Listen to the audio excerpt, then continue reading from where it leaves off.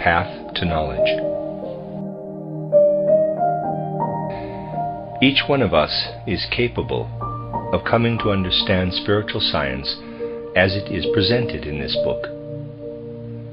Explanations, such as those given here, provide an image of the higher worlds in thought form. In a certain respect, since we human beings are thinking beings, these very explanations constitute a first step toward perceiving for ourselves. We can only find our own path to knowledge by taking thinking itself as our starting point. To present our understanding with an image of higher worlds is by no means fruitless, although at the immediate moment it may indeed be no more than an account of things we are not yet able to perceive for ourselves. Thoughts that have been supplied for us constitute a force that goes on working in the world of our thoughts. This force becomes active within us, arousing potentials that lie dormant in us. It is a mistake to believe that we waste our time by dwelling on an image in thought form. This opinion assumes that thoughts are unreal and abstract, while in actuality they are founded on a living force. To someone who has acquired knowledge, thoughts are present as a direct expression of what is perceived in the spirit. And when this expression is communicated to a second person, it lives on in that person as a seed that will grow and bear knowledge as its fruit. Anyone who scorns strenuous mental effort as a way of acquiring higher knowledge, turning instead to other forces available to us, is not taking into account the fact that thinking is the highest of the faculties we human beings possess in the physical world. For this reason, people who ask how to acquire direct, higher spiritual scientific knowledge should be told to begin by familiarizing themselves with what others have to say about it. If they insist that they want only to see for themselves, that they do not want to know about what other people have seen, they must be told that learning what others have to say on the subject is the first step toward acquiring knowledge for themselves. Of course, they may say that meanwhile they are forced to accept things on blind faith. However, the point is not to believe or disbelieve what has been communicated, but only to be unbiased and receptive toward it. Genuine spiritual researchers never speak in the expectation that they will be met with blind faith, but say only, quote, "These are my experiences in spiritual areas of existence, and I am telling you about them," close quote. However, they also know that opening oneself to this information and imbuing one's own thoughts with it constitute active forces for spiritual development in the listener. To approach this issue correctly, we must take into account that all knowledge of the soul and spirit worlds lies dormant in each human soul, and can be brought to light by traveling the path to knowledge. However, we are capable of grasping not only what we ourselves bring up from the soul's depths, but also what someone else has done in this respect. This is true even if we ourselves have not set out on the path to knowledge. Correct spiritual insight awakens the power of understanding in any mind not clouded by prejudice, and our own subconscious knowledge readily acknowledges spiritual facts discovered by others. This is no blind faith, but rather the natural response of common sense. What our healthy natural understanding recognizes as true when presented with the results of genuine spiritual research constitutes a much better starting point for first-hand knowledge of the spiritual world than any dubious mystical contemplations and the like, even though we often assume the opposite. We need to subject ourselves to the hard work of thinking if we want to develop our capacity for higher knowledge. Let me read that again. The need to subject ourselves to the hard work of thinking if we want to develop our capacity for higher knowledge cannot be emphasized strongly enough. This is all the more urgent because many people who want to become seers underestimate the need for this earnest and self-denying work on one's thinking. They say that thinking doesn't work for them, that everything depends on feeling or the like. These people must be told that it is impossible to become a seer in the true higher sense of the word without first working one's way into the world of thinking. A certain inner laziness plays a regrettable role in many personalities who do not become aware of it, because it disguises itself as contempt for abstract thinking and for idle speculation, and so on.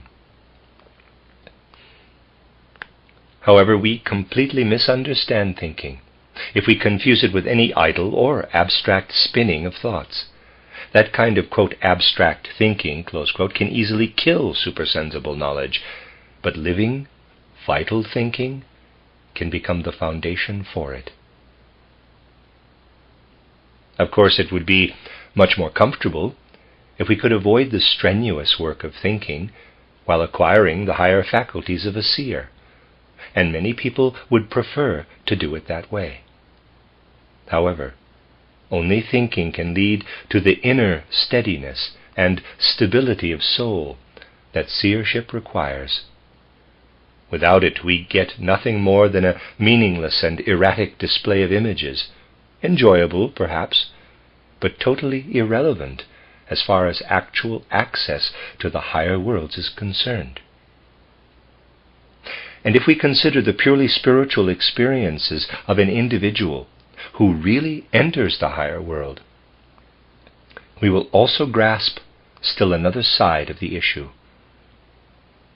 An absolutely healthy soul life is essential for a seer, and there is no better means of cultivating a healthy soul life than real thinking. In fact, people's mental health can suffer seriously if their training for higher development is not based on thinking. Becoming a seer will make any healthy, right-thinking individual even healthier and more fit for life than before. But taking a dreamy approach to self-development by shunning the rigors of thinking can only foster illusions and a faulty approach to life.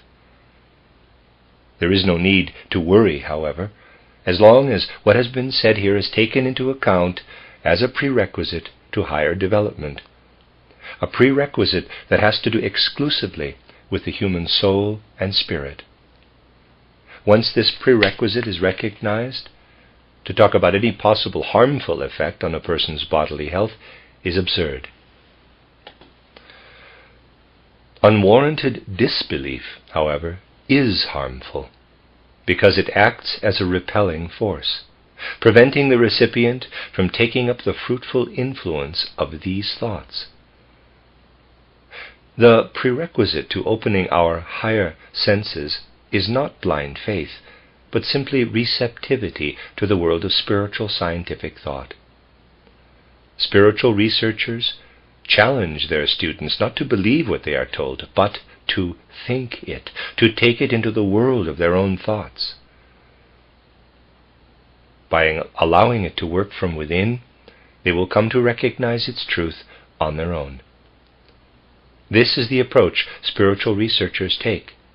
They provide the incentive, but the power to perceive the truth arises within the listeners themselves.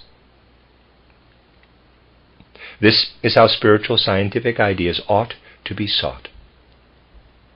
Those who have the self-discipline to immerse their thoughts in spiritual science can be sure that this will eventually lead to the ability to perceive for themselves. What has just been said already suggests one of the first qualities that must be cultivated by people who want to achieve independent perception of higher realities. It is unreserved and unbiased devotion to what human life or the world outside us has to reveal. If we approach any phenomenon with a preconceived notion derived from our life as it has been until now, we shut ourselves off from the quiet yet pervasive influence this phenomenon can have on us.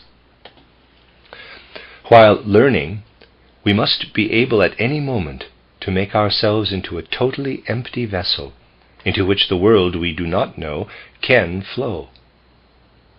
Moments of recognition happen only when any prejudice or criticism coming from us is silenced.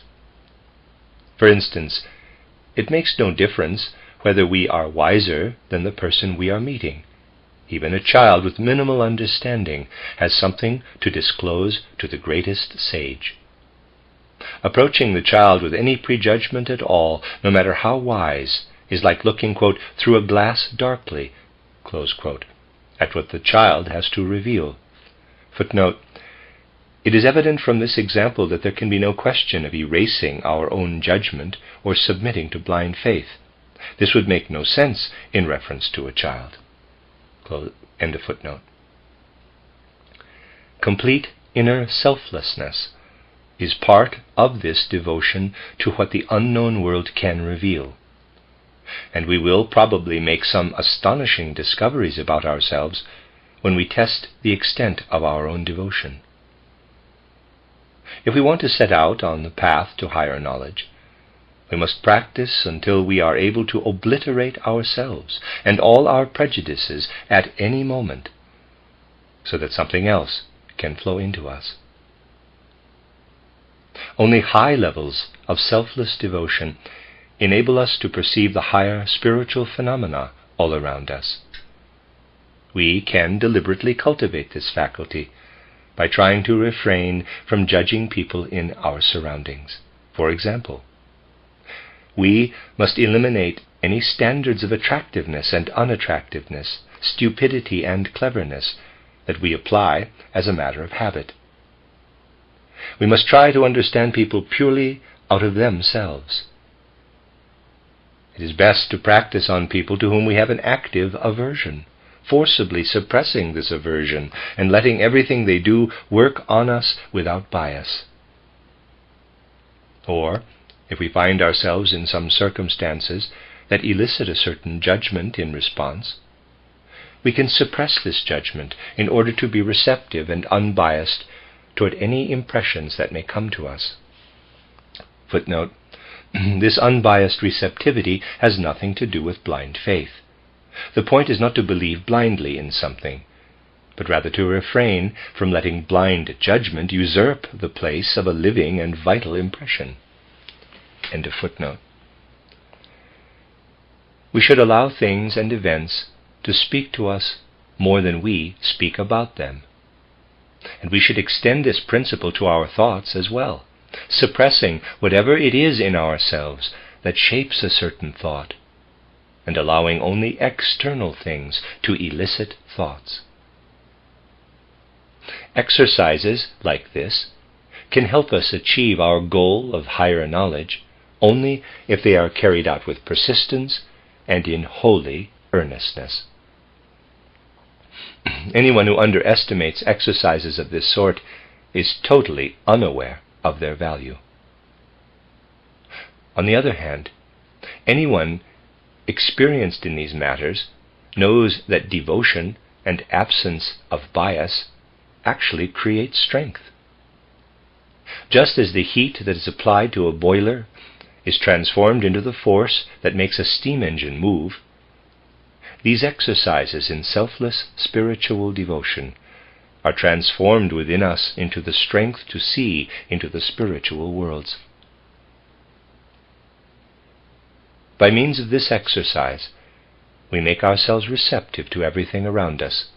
But receptivity is not enough. We must also be capable of properly assessing what we perceive. As long as we still tend to overvalue ourselves at the expense of the world around us, we are putting off the moment when we will gain access to higher knowledge. People who give in to the personal pleasure or pain they experience through things and events in the outer world are still caught up in valuing themselves too highly. Their personal pleasure or pain teaches them something about themselves, but nothing about the things in question. If I am sympathetically inclined towards someone, my own relationship to that person is all I can experience at first. And if I allow my judgment and my behavior to depend on my own feelings of pleasure or sympathy, I allow my own idiosyncrasies to take center stage and impose them on my surroundings. I want the world to include me just as I am, but I do not want to accept the world for what it is, or to let it assert itself in accordance with the forces at work in it. In other words, I am tolerant of only what suits my own personality. I ward off anything else. And as long as we remain captives of the sense world, we are especially likely to ward off any non-sensory influences. As we learn, we must develop the ability to relate to things and people in their uniqueness, recognizing the value and significance of each and every one. Sympathy and antipathy, pleasure and displeasure must take on totally new roles. This is clearly not a matter of completely eradicating sympathy and antipathy and becoming totally numb to them. On the contrary, the more we cultivate our ability to refrain from responding immediately to sympathy or antipathy with a judgment or an action, the finer the sensitivity we develop. Once we can control the character they already assume within us, we will experience that sympathies and antipathies assume a higher character. Even the seemingly most unappealing thing has hidden qualities that are revealed when we do not simply yield to our own selfish feelings. People who have schooled themselves in this regard are exceptionally sensitive to everything around them, because they do not allow their own inclinations to make them unreceptive. Any inclination we follow blindly deadens our ability to see things around us in the right light. It makes us force our way through our environment rather than exposing ourselves to it and experiencing its inherent value.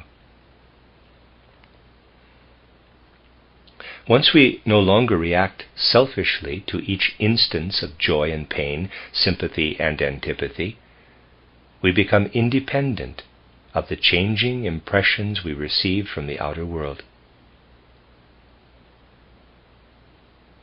The pleasure we experience because of a particular thing immediately makes us dependent on that thing. We lose ourselves in it. We cannot travel the path to higher knowledge if we are constantly losing ourselves in either pleasure or pain as a result of the ever-changing impressions that confront us. Once we have learned to accept pleasure and pain with equanimity, we can stop losing ourselves in them and begin to understand them. As soon as I surrender to pleasure, it consumes my very existence. Instead, I should make use of pleasure only as a means of understanding pleasurable things. The point for me should not be the fact that something causes me pleasure. I should experience the pleasure, and through it the nature of the thing itself.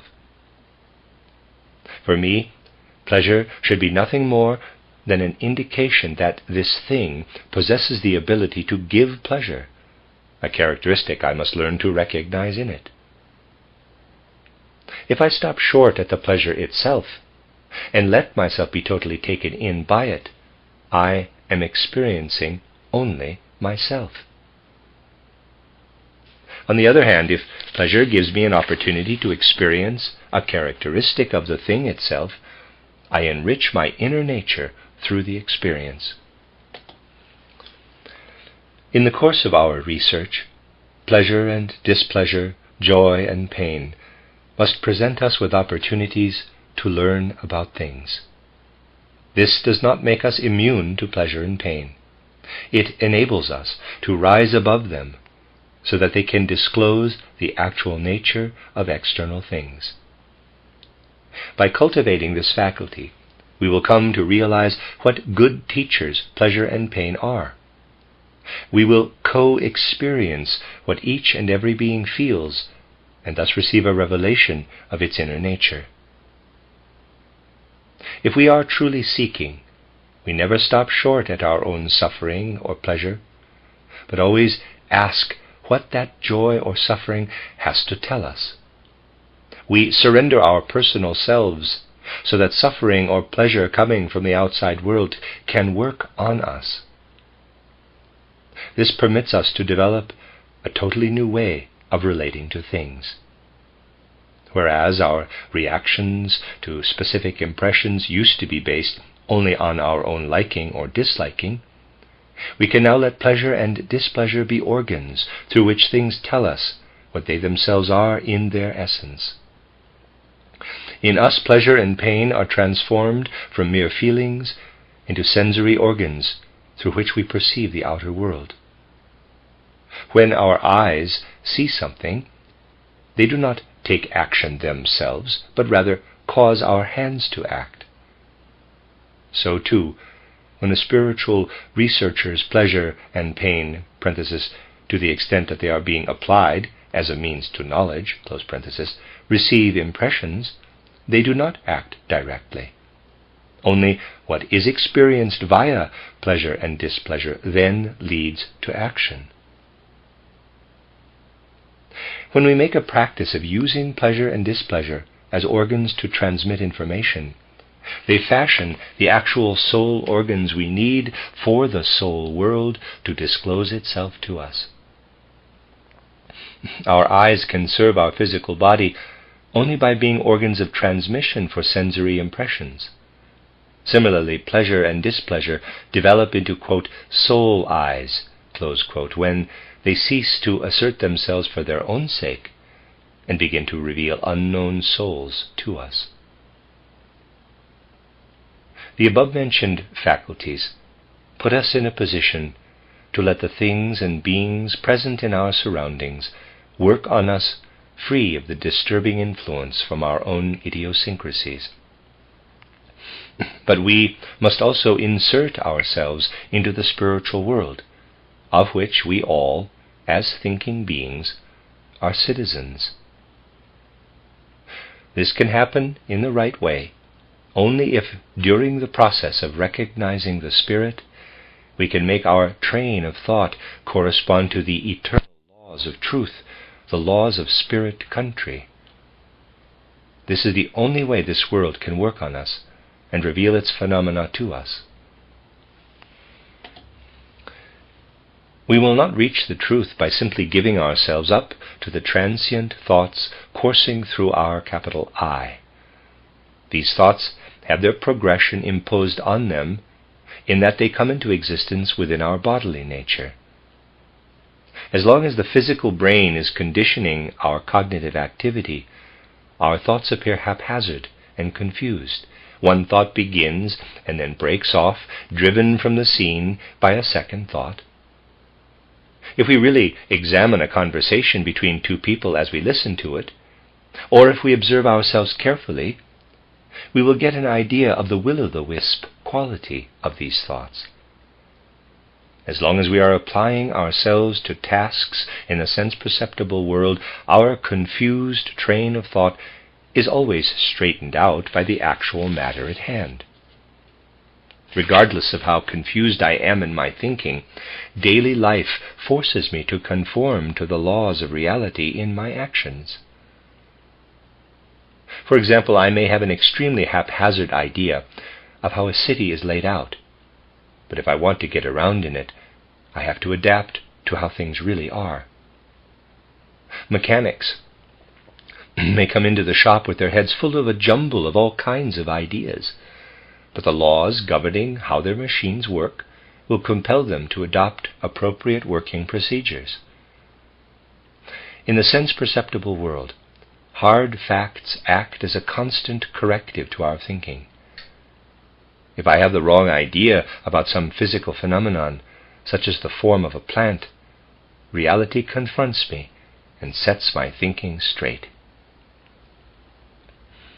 In relationship to higher areas of existence, however, things are very different. These realms disclose themselves to me only when I approach them with my thinking already strictly disciplined. In this case, if my thinking does not provide the correct impulse, if I am not my own confident guide, I will not find the right way to go. The spiritual laws prevailing here have not condensed to the point of physical perceptibility, and therefore do not impose the same corrective as sense-perceptible things do. So I will be able to obey them only if they are related to my own laws, the ones that govern me as a thinking being. As a seeker of knowledge, I must alter my thinking so that it is strictly self-regulating. My thoughts must gradually get out of the habit of running their everyday course and adopt instead the inner character of the spiritual world. I must be able to observe myself in this regard and keep things under control. I must not allow one thought to follow another arbitrarily, but only in accordance with the rigorous standards of the contents of the thought world. The transition from one idea to another must correspond to strict laws of thinking, and I myself, as a thinker, must stand as a copy of these laws, so to speak. I must eliminate from my train of thought everything not flowing from these laws. If a favorite thought gets in my way, I must push it aside so that it does not disturb the orderly sequence. And if a personal feeling tries to impose a direction on my thoughts that is not inherent in them, I must suppress it. Plato required those applying to his school to take a course in mathematics first. Since the strict laws of mathematics are not subject to the ordinary course of sensory phenomena, they make a very good preparation for seekers of knowledge, who must put aside personal arbitrariness and distractions if they wish to make progress in mathematics. Voluntarily overcoming all uncontrolled and arbitrary thinking prepares them for the task ahead. They learn to respond to only the requirements of thinking itself, since that is how they must proceed in all thought activity that serves spiritual knowledge. Their thinking must replicate the undisturbed results and conclusions of mathematics. Wherever they go, wherever they may be, they must always attempt to think in this way. Then the laws of the spiritual world, laws that pass through without a trace when thinking is of the everyday confused variety, can flow into them. Well-ordered thinking leads them from secure starting points to the most hidden truths. Parenthesis. These suggestions should not be taken one-sidedly, however. Although mathematics is good practice and discipline for our thinking, it is certainly possible to learn pure, healthy, and vital thinking without it. Close parentheses. Seekers of knowledge must have the same goals for their actions as they have for their thinking. That is, their actions must not be disrupted by their personality, but must be able to obey the laws of eternal beauty and truth, accepting the direction these laws provide. Knowledge seekers who have begun something they recognize as right may not give up simply because what they are doing is not emotionally satisfying. On the other hand, they may not continue with something just because they enjoy it, if they discover that it does not conform to the laws of eternal beauty and truth. In everyday life, people let their actions be determined by what is personally satisfying or fruitful. They impose the direction of their own personality on the course of world events. They are doing nothing to bring about the truth laid out in the laws of the spiritual world. They are simply fulfilling their own arbitrary demands. We are acting in harmony with the spiritual world only when its laws are the only ones we obey. Actions proceeding only from our own personality supply no forces that could form a basis for spiritual knowledge. Seekers of knowledge cannot consider only what will yield fruit or lead to success for themselves. They must also consider what they have recognized as good. They must willingly submit to the strict law that requires them to renounce all personal arbitrariness and all fruits their actions may have for their own personality. Then they are walking the paths of the spiritual world, and their whole being is permeated by its laws. They are freed from all sensory constraints. Their spirit being lifts free of its sensory trappings. This is how they spiritualize themselves, how they make progress toward the spiritual. We cannot question whether it does any good to resolve to obey only the laws of truth, when in fact we may be mistaken about what is true. Everything depends on our effort and our attitude, and even people who are mistaken but are aspiring to the truth possess a strength that will set them back on the right track. The very objection that we may be mistaken is in itself destructive disbelief and demonstrates a lack of trust in the power of truth. The point here is that instead of presuming to decide on our goals from our own self-serving point of view, we should submit selflessly to the Spirit and allow it to determine our direction for us. Self-serving human volition cannot dictate to the truth. Truth itself must become sovereign in us, filling our whole being and transforming us into a replica of Spirit Country's eternal laws. We must imbue ourselves with these eternal laws in order to let them flow out into life.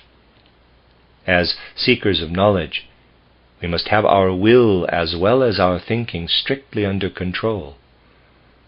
Then, in all humility and without presumption, we become messengers of the world of truth and beauty. We advance to become participants in the spiritual world and are lifted from one level of development to the next. But we cannot achieve living in the Spirit merely by being beholders of it. It has to be experienced. If the laws that are presented here are observed by seekers of knowledge, their inner experience in relation to the spiritual world will assume a completely new form. Instead of having significance only for their own personal life, it will develop into soul perceptions of the higher world.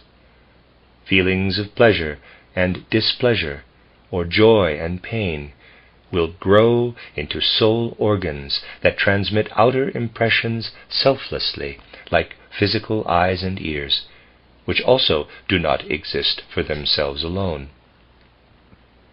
This is how knowledge seekers achieve the calm and secure frame of mind required for research in the spiritual world.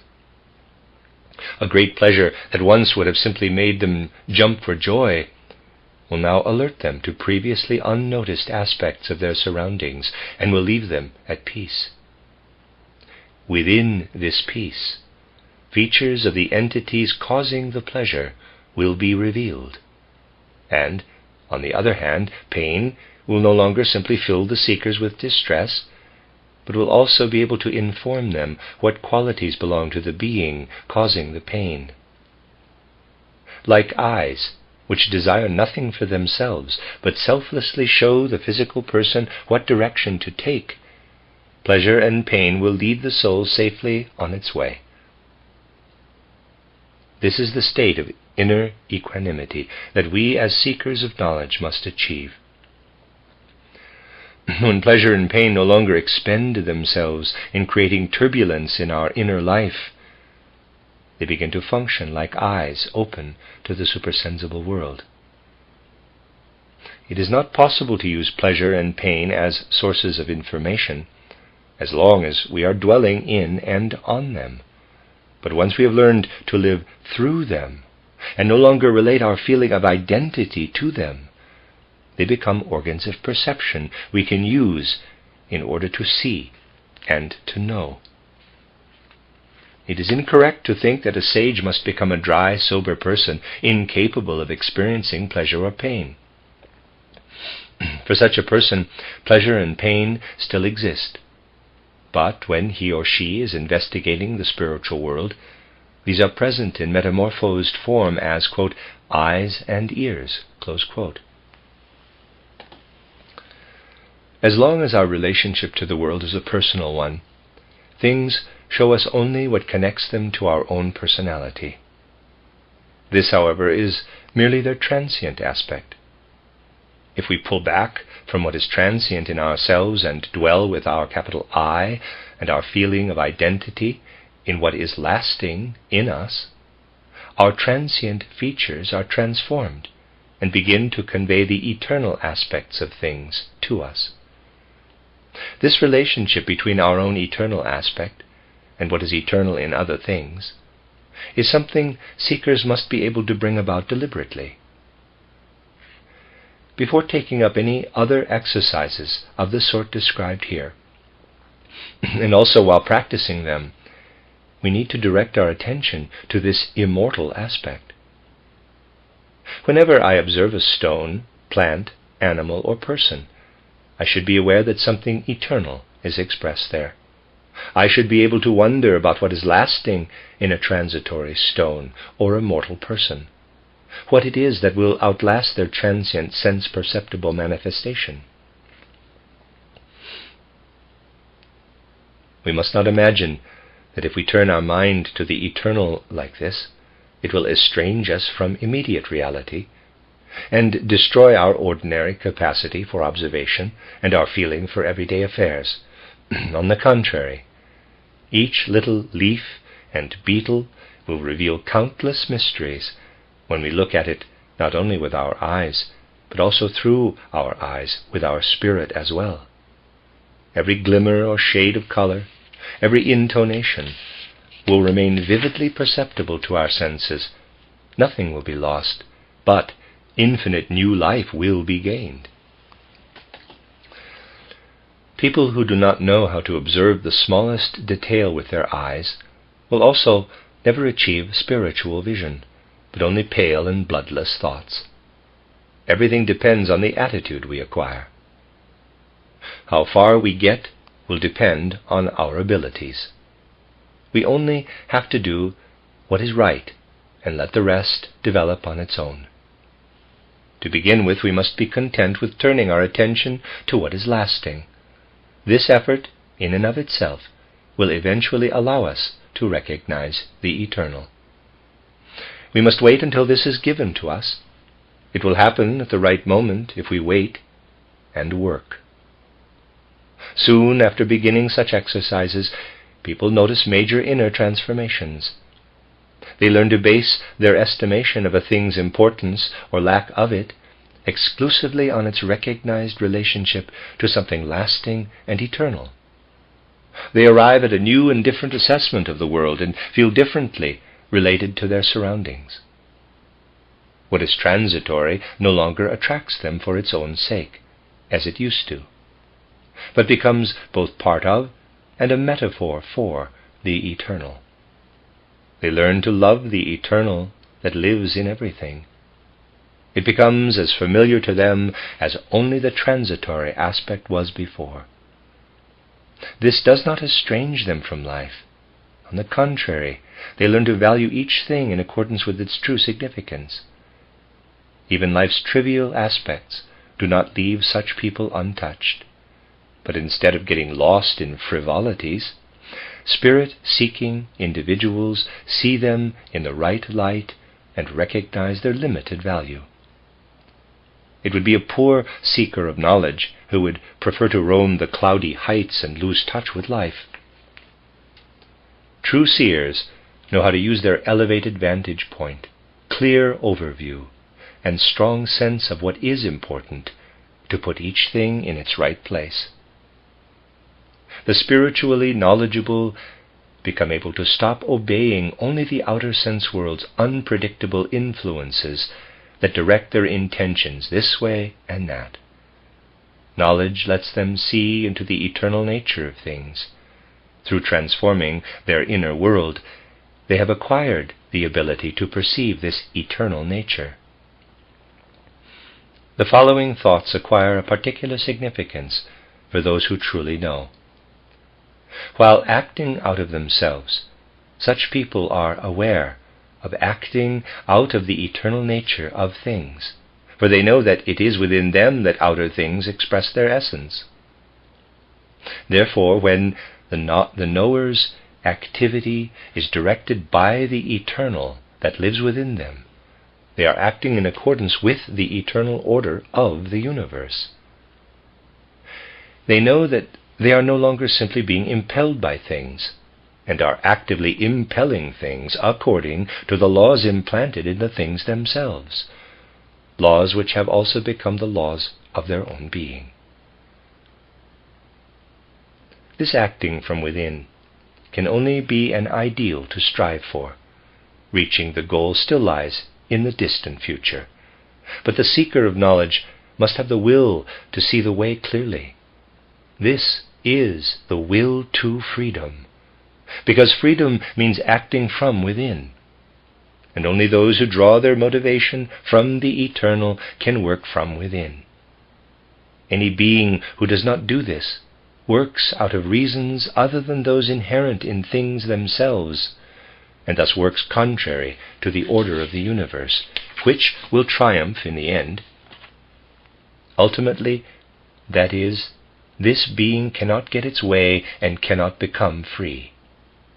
Arbitrary individual volition annihilates itself through the effect of its actions. Those who can work on their inner life in this way advance from stage to stage in spiritual knowledge.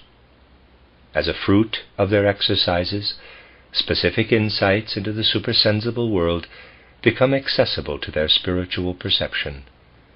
They learn the sense in which facts about this world are to be taken, and confirm them through direct experience. Having reached this stage, they are approached by something that can be encountered only along this path. In a way whose significance can only now become clear to them, quote, initiation, close quote, is bestowed on them through the great spiritual powers guiding the human race. They become disciples of wisdom. The less we see this initiation as consisting of any outward human relationship, the more accurate the idea we have of it. It is possible only to hint at what is now happening to seekers of knowledge. They acquire a new home and become conscious inhabitants of the supersensible world. From now on, their spiritual insight flows from a higher source. The light of knowledge no longer shines toward them from outside. They themselves stand at this light's source. They see the riddles that the world presents in a new light. Now they converse not with things that have been given form by the Spirit, but with the formative spirit itself. In moments of spiritual knowledge, their life as personalities exists only to serve as a conscious metaphor of the eternal. They can no longer have any doubts about the spirit, because doubt is possible only for someone whom things mislead with regard to the spirit that prevails within them. And since the disciples of wisdom are able to converse with the spirit itself, any false form in which they previously imagined the spirit vanishes. Imagining the spirit in a false form is superstition, and initiates are beyond superstition, because they know what the true form of the spirit is. Freedom from the biases of personality, doubt, and superstition characterize those who have traveled up the path of knowledge to the level of discipleship.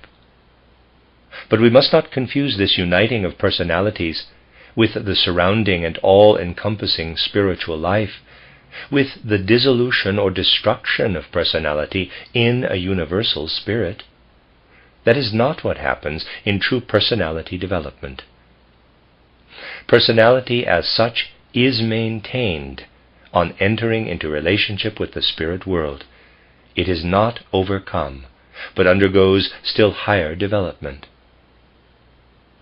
If we need a metaphor of what happens when individual spirits unite with the universal spirit, we must not imagine different circles that coincide and become one, but many overlapping circles, each with a distinct shade of color.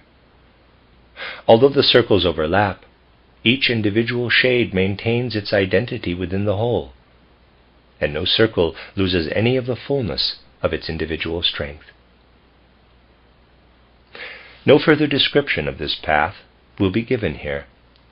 To the extent that this is possible, it is done in Esoteric Science, titled Esoteric Science, which is a sequel to this volume. What has been said here about the path to spiritual knowledge can all too easily be misinterpreted as advocating the cultivation of moods and attitudes that entail turning away from the immediate, joyful, and active experience of life. It must be emphasized that the inner attitude that renders our soul fit for direct experience of spiritual reality cannot by extension be required of all the rest of our life. Those who investigate existence in the spirit can indeed achieve the soul distance from sensory reality necessary for their research without becoming strangers to the world on a general level. On the other hand, we must also realize that knowledge of the spiritual world that is acquired either through actually setting out on this path or through simply grasping spiritual scientific truths with our unprejudiced and healthy common sense does lead to higher moral standards, to an understanding of sensory existence as it accords with the truth, to a secure confidence in life, and to mental health.